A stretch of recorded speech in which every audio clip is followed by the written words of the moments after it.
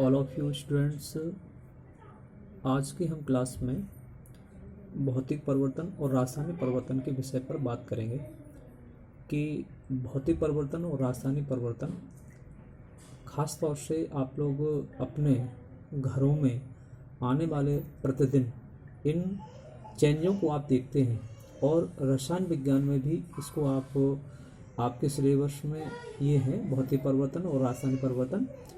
इसके विषय पर हम ये कहना चाहेंगे कि जो पदार्थ होते हैं, पदार्थ या द्रव्यों में दो प्रकार के परिवर्तन देखने को मिलते हैं, भौतिक परिवर्तन और रासायनिक परिवर्तन। तो हम पहला भौतिक परिवर्तन के विषय में बात करेंगे, यानी फिजिकल चेंज।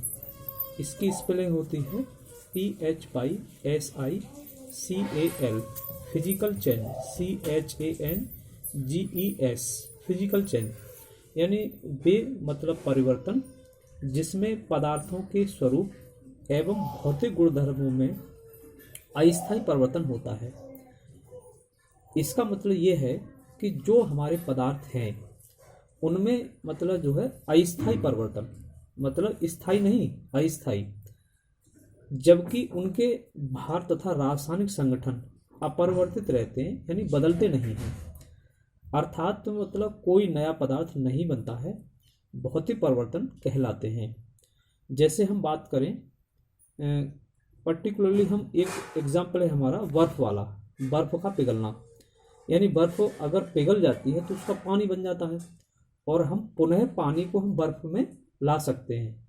यानी ऐसा पदार्थ जिसकी अवस्था मान लीजिए बर्फ की थी और बर्फ जो है वो पानी बन गया, तो पानी को हम पुनः बर्फ में ला सकते हैं। यानी ऐसे जो परिवर्तन होते हैं उनको हम भौतिक परिवर्तन कहते हैं।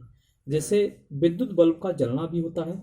विद्युत बल्ब का जलना का मतलब होता है कि जैसे हम अपने घरों में बल्ब जला देते हैं और जलाने के बाद फिर उसको पुनः हम बंद कर दें और फिर दोबारा से हम जलाएं, तो वो उसकी अवस्था परिवर्तन नहीं हो रही है, वो केवल उसकी नेचर चेंजिंग हो रही है।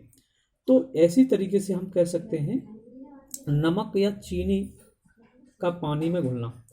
जैसे मान लीजिए आपने नमक या चीनी को पानी में घोल दिया और घोलने के बाद आपने पानी के अंदर घुल गया वो, और आप चाहें कि हमें नमक वापसी चाहिए, तो ऐसी स्थिति में हम क्या कर सकते हैं, पानी को हम वाष्पित कर दें और पानी को वाष्पित करने के बाद पुनः हमें जो नमक या चीनी हम प्राप्त करना चाहते हैं वो हमें दोबारा से प्राप्त हो जाएगा। यानी हम कह सकते हैं भौतिक परिवर्तनों में पदार्थ की जो मूल अवस्था होती है वो मूल अवस्था में पुनः वापस आ जाता है।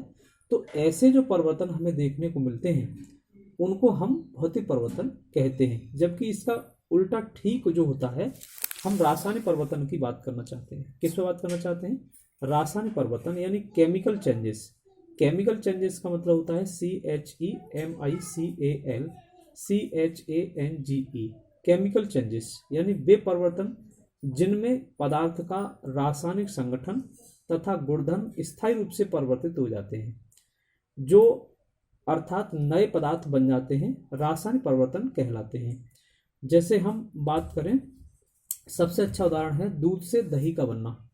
दूध से दही का बनना का हम बात करें, इसमें जैसे मान लो आपका दूध है और दूध से आपने दही बना दिया और दही से पुनः आप दूध बना नहीं बन सकता, किसी भी परिवर्तन किसी भी तौर पर नहीं बनाया जा सकता।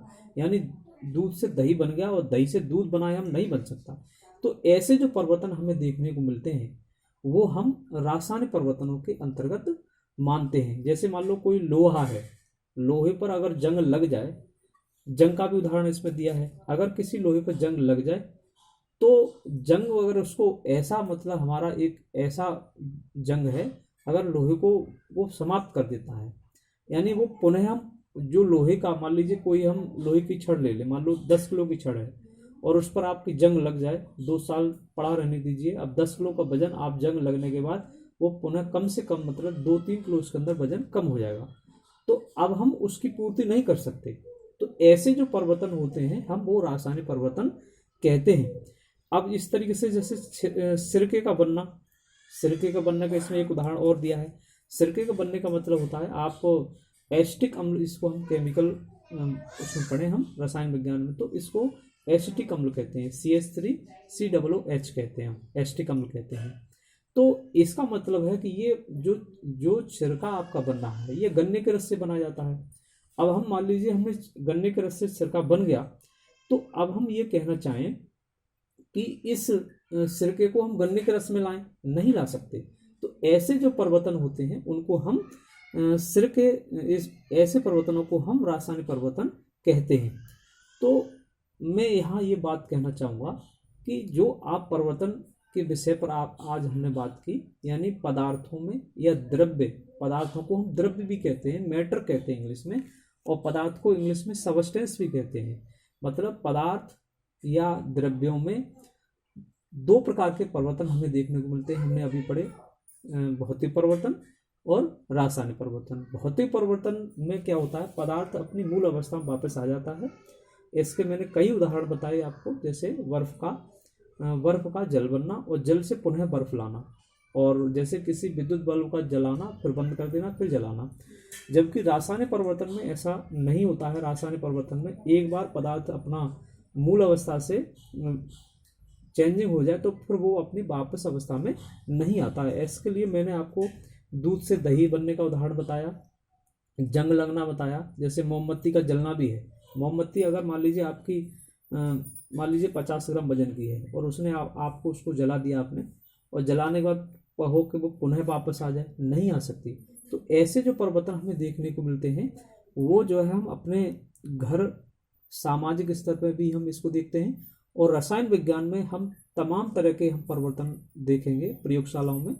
प्रयोगशाला में तमाम ऐसे परिवर्तन करेंगे जिसमें हम भौतिक परिवर्तन भी देखने को मिलेंगे हमें, और रासायनिक परिवर्तन भी हमें देखने को मिलेंगे। तो आज की हम क्लास में हमने परिवर्तन को आपको पढ़ाया, और आपको ये क्लास अच्छी लगे तो इसको आप अपने चैनल को सब्सक्राइब कर लें। और इस चैनल का नाम है केमिस्ट्री फॉर यू स्टूडेंट बोलते हैं, केमिस्ट्री फॉर यू स्टूडेंट। और इस पर मैं पार्ट बाय पार्ट मतलब जो पर डे वीडियो डालता हूँ, और नंबर से मतलब मैं डाल रहा हूँ, तो आप इसको पर डे देखिए। निश्चित तौर से आपको एक नया मतलब जो है केमिस्ट्री में नया परिवर्तन आपके अंदर आएगा, और इसको आप डेली देखेंगे तो निश्चित तौर से आपको लाभ होगा। आज की क्लास में हम इतना रखेंगे।